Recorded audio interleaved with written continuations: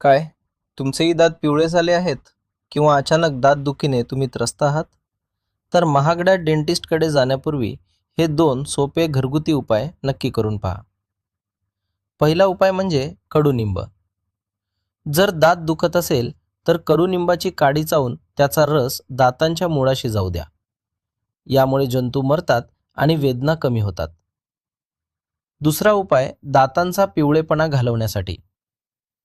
थोड्या मिठामध्ये 2 थेंब मोहरीचे तेल टाका आणि या मिश्रणाने दातांवर हलक्या हाताने मसाज करा.